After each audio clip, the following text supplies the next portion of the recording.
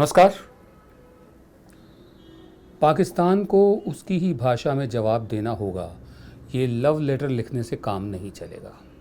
एक video clip है ये, जो बहुत ज़्यादा मशहूर हुई है सोशल मीडिया पे, जिसमें मौजूदा प्रधान सेवक, जब वो प्रधान सेवक नहीं थे, नरेंद्र मोदी, वो बोल रहे हैं ये कि पाकिस्तान को उसी की भाषा में जवाब देना होगा, ये लव लेटर भेजने से काम नहीं चलेगा।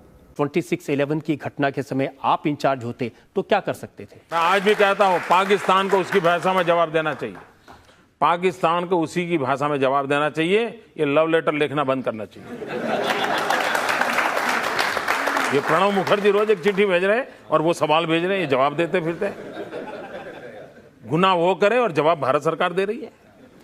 क्या तरीका होता? पाकिस्तान जो भाषा में समझे समझाना चाहिए। वही तो मैं आपसे समझने की कोशिश वही तो मैं कह रहा हूं, पाकिस्तान जो भाषा में समझे वो समझाना चाहिए। जब से प्रधान सेवक बने हैं, तीसरा किस्सा हुआ है कि हमारे 2 सैनिकों के शवों को, लाश को क्षत विक्षत म्यूटिलेट करके पाकिस्तानी ने फेंक दिया, छोड़ दिया। इससे पहले भी ऐसा हो चुका है और उसके बाद फिर सर्जिकल स्ट्राइक का हुक्म दिया गया था। सितंबर 2016 में ऐसा हुआ था। उसके बाद सर्जिकल स्ट्राइक का हुक्म दिया गया था, जिसको लेकर प्रधान सेवक ने सीना ठोक ठोक के सारे देश में प्रचार किया था कि हमने सर्जिकल स्ट्राइक करके पाकिस्तान को दिखा दिया है, पाकिस्तान को मालूम है कि भारतीय फ़ौज क्या कर सकती है। जबकि हकीकत ये है कि सर्जिकल स्ट्राइक पहले से ही होती आ रही है। हमारे पूर्व सेनाध्यक्ष जनरल विक्रम सिंह भी ये मान चुके हैं इस बात को। देखिए, ये सर्जिकल स्ट्राइक मतलब आप बोल रहे हैं, ऐसे मैं आपको बताना चाहता हूँ, ये ऑर्डर्स हैं ब्रिगेड कमांडर्स, डिविजनल कमांडर्स के पास में, यूनिट्स हैं जिन्होंने किया हुआ है। और इस करके मैं इसको बताना चाहता हूं कि इसमें काफ़ी लोग हमारे मारे भी गए, तो उनका आदर करने के लिए निहायत ज़रूरी है ये समझना कि ये कार्रवाई पहले होती रही है। उसके अंदर जवान मारे गए हैं। उसके अंदर मुझे याद है एक अफसर जिसकी टांग उड़ गई थी पाकिस्तान की एक माइन के अंदर जब ऑपरेशन करने गया था, मुझे पता है। 19 ग्रेनेडियर्स मुझे याद है, उन्होंने एक पोस्ट को बस्ट किया था, ये शायद 1999 या 2000 की बात है, ये पल्लावाला सेक्टर के अंदर। तो ऐसे कई ऑपरेशन होते रहे हैं पहले, लेकिन पहले जो ऑपरेशन होते रहे हैं, क्योंकि सीज फायर के ऊपर आर्मी कार्रवाई कर सकती है, हम करते हैं, मर्जी से करते आए हैं। कि ये सिर्फ मेरी कमांड में नहीं हुआ, आप जितने चीफ्स हैं उनको पूछ लें, आप ये ऑपरेशन चलते रहे। तो मैं आपको इतना बता दूं, भारतीय सेना जब कार्रवाई करती है तो वो एक बड़ी निम्रता, एक ह्यूमिलिटी के साथ करती है। हाँ, एक सिपाही चाहता है कि उसने जो किया है वो सिर्फ अपनी इज्जत, अपना नाम के लिए करता है, देश के लिए करता है, तिरंगे के लिए करता है। जिस सर्जिकल स्ट्राइक का हम जिक्र कर रहे हैं, इसमें मीडिया ने रिपोर्ट किया था कि 35 पाकिस्तानी मार दिए गए थे, किसी ने 50 कहा था, वगैरह वगैरह। हकीकत यह है कि जब भी सर्जिकल स्ट्राइक होती है, अभी तक उसको कोवर्ट रखा गया है, उसको छुपा के रखा गया है, ताकि उसका असर सिर्फ लाइन ऑफ कंट्रोल पर हो और वहाँ जो अशांति है, टेम्परेचर, पारा हाई होता है, वो नीचे आ जाए और बिना इसको सर्जिकल स्ट्राइक को वोट बटोरने की मशीन बनाए, पाकिस्तान को भी समझ में आए कि कम करिए, बंद करिए सब। लेकिन इकलौती पार्टी है प्रधान सेवक की पार्टी जिसने फ़ौज का इस्तेमाल चुनाव के दौरान किया है वोट लेने के लिए, फ़ौजियों की शहादत का इस्तेमाल किया है वोट लेने के लिए। बड़ी अजीबोगरीब बात है। जम्मू कश्मीर हमारा अटूट अंग जिसे हम मानते हैं, पाकिस्तान के साथ कभी खुशी कभी गम का रिश्ता रहा है जम्मू कश्मीर को लेकर। कश्मीरियों को भी मालूम है कि उन्हें थाली में रखकर नहीं आज़ादी दी जाएगी। उन्हें ये भी मालूम है कि उनका भविष्य पाकिस्तान के साथ नहीं है, और उन्हें ये भी मालूम क्या है, वो तो महसूस करते हैं कि भारत से उनको नफ़रत है, बहुत सारे कश्मीरियों को। अब जिस तरह के तरीके इस्तेमाल में लाए जा रहे हैं पाकिस्तान से निपटने के, अभी तक तो वो कामयाब नहीं हुए हैं। पाकिस्तान की पूरी इच्छा है, ख्वाहिश है और कोशिश है कि कश्मीर के मुद्दे को इंटरनेशनलाइज कर दिया जाए, अंतर्राष्ट्रीय मुद्दा बनाया जाए और देशों को शामिल किया जाए उसमें। डोनाल्ड ट्रंप भी कह चुके हैं कि हम मध्यस्थता करने को तैयार हैं। अब टर्की के राष्ट्रपति ने भी कहा है हम मध्यस्थता करने को तैयार हैं। हम इसे अपना अंदरूनी मामला मानते आए हैं। पाकिस्तान इसे इंटरनेशनलाइज करना चाहता है। अब ऐसे में जिस प्रकार की विजडम चाहिए, हाँ, जिस प्रकार की स्टेट्समैनशिप चाहिए सरकारों द्वारा, क्या वो हमारे पास है? कभी उरी में हमला हो जाता है, कभी पठानकोट में हमला हो जाता है, और सिर्फ भाषणबाजी के हमारे नेता और कुछ नहीं कर रहे। शिवशंकर मेनन हमारे एक नेशनल सिक्योरिटी एडवाइज़र हुआ करते थे। उनका यही कहना था कि कभी भी सर्जिकल स्ट्राइक्स को जाहिर नहीं किया हम लोगों ने, करना भी नहीं चाहिए, और ये हमेशा ढकी छुपी एक्टिविटी होती है। ये एक तरह का संवाद होता है पाकिस्तानियों के साथ, तुमने ये किया, हम ये कर रहे हैं, ताकि उनको मालूम चल जाए।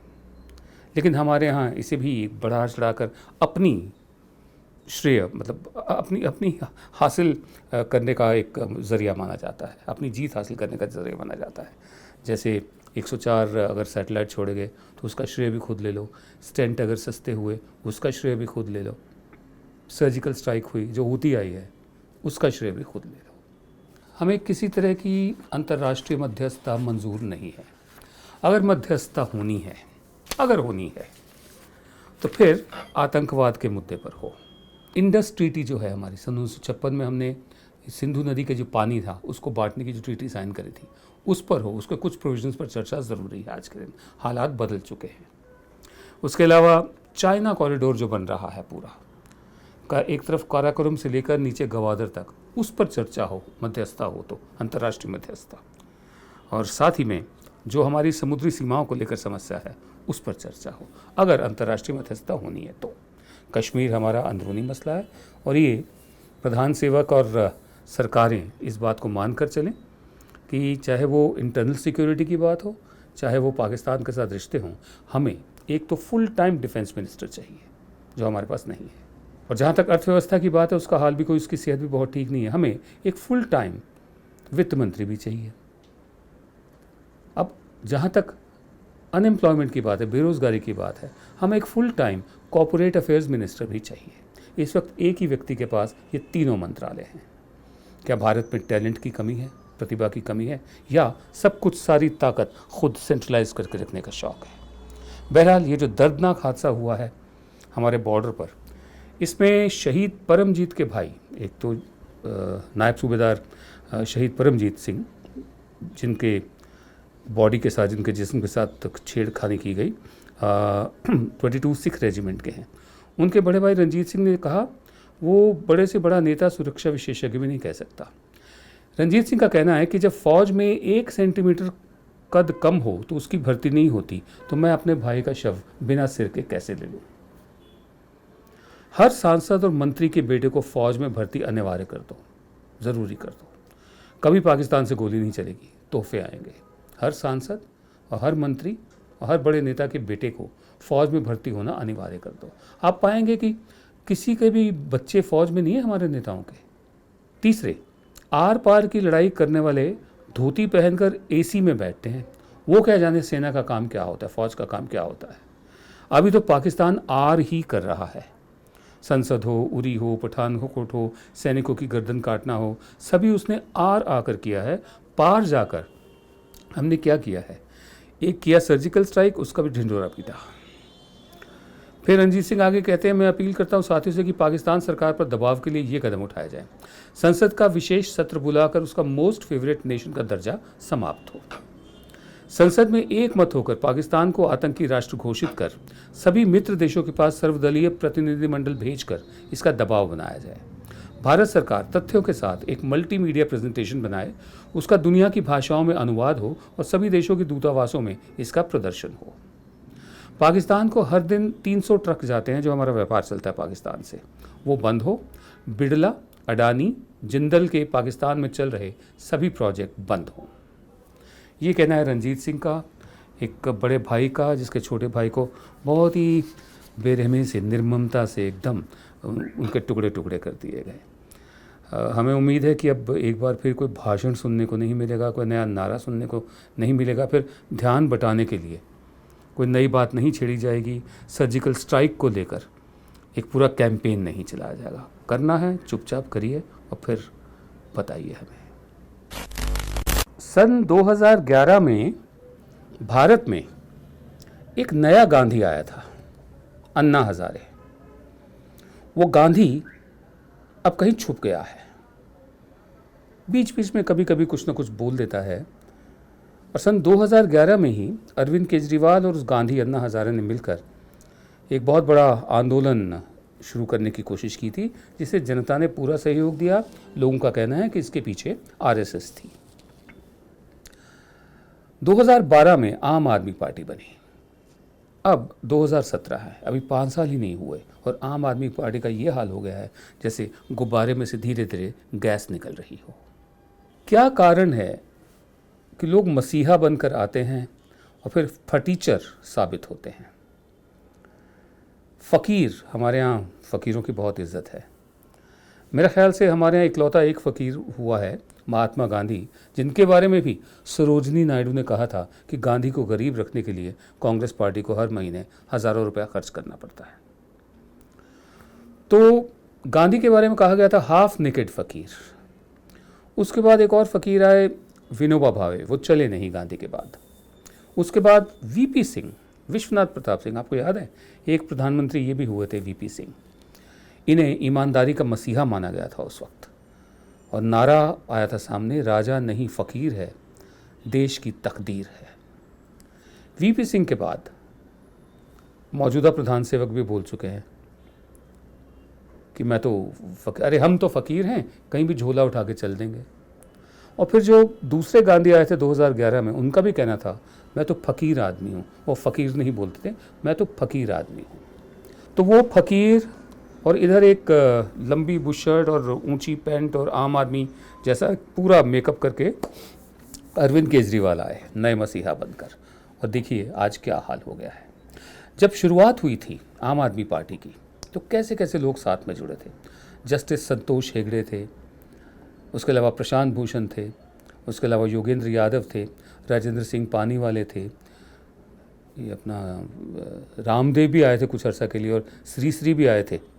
ये जो श्री जिन्होंने खुद अपने आप को 2 श्री दे रखे हैं, रविशंकर प्राणायाम टीचर, हाँ, ये भी साथ में शामिल हुए थे। उसके अलावा और भी बहुत से लोग इनके साथ आए थे, मिलजुल के एक पूरा आंदोलन सा खड़ा हो गया था। अन्ना हज़ारे वहाँ पहुँच गए थे, लेकिन उसके बाद फूट पड़नी शुरू हुई। एक एक करके सबको बाहर किया गया। किरण बेदी बाहर हैं, अग्निवेश बाहर, राजेंद्र सिंह तो खुद ही बाहर हो गए, जस्टिस संतोष हेगड़े ने भी फासला कर लिया, और योगेंद्र यादव को भी बाहर कर दिया गया, प्रशांत भूषण को भी बाहर कर दिया गया। शाहज़ी आलमी ने मौका देखकर बीजेपी ज्वाइन कर ली। एक बस निरंकुश नेता, एक अरविंद केजरीवाल रह गए, और अब जो भी अरविंद केजरीवाल को सवाल उठाएगा उसे पार्टी में रहने की जगह नहीं मिलेगी। कुछ ऐसा चलन हो गया, कुछ ऐसी रिवायत बन गई। अरविंद केजरीवाल दिल्ली के मुख्यमंत्री हैं, उनका ये कहना है कि बीजेपी उनकी सरकार नहीं चलने देती। अब नहीं चलने देती ये भी हकीकत है। लेफ्टिनेंट गवर्नर नजीब जंग के ज़रिए बहुत सारी चीज़ें रोकी गई, लेकिन ये भी हकीकत है कि एमसीडी उनके पास नहीं थी, आ सकती थी, नहीं आई, हार गए बुरी तरह से। दिल्ली पुलिस उनके पास नहीं है, वो गृह मंत्रालय के पास है। ये सब हकीकत है, लेकिन उनसे पहले 15 साल शीला दीक्षित रही हैं मुख्यमंत्री। 15 साल में बीजेपी की सरकार भी थी, एनडीए की सरकार। ये तो किस तरह से तारतम्य बनाकर, तालमेल बनाकर चलना है, इसके लिए विजडम की ज़रूरत होती है, बुद्धि की ज़रूरत होती है। अरविंद केजरीवाल ने एक नया मुहावरा दिया भारतीय राजनीति को, नेम एंड शेम। जिस तरह की ज़ुबान का उन्होंने इस्तेमाल किया, वो ज़ुबान सिर्फ ये जो ट्रोल है ना, भक्त लोग जो हैं, भक्त लोगों के मुकाबले की ज़ुबान थी। वो भी लोगों के नाम ले लेकर और क्या क्या नहीं कहा उन्होंने। बहरहाल इस वक्त आम आदमी पार्टी में फूट पड़ी हुई है। कुमार विश्वास बगावत का झंडा बुलंद कर रहे हैं, ऐसा कहा जा रहा है। देखते हैं, हमारी किस्मत ख़राब है इस देश के लोगों की कि जो मसीहा खड़ा होता है थोड़ी ही देर में फटीचर साबित होता है। आम आदमी पार्टी बाकी लोगों से अलग नहीं।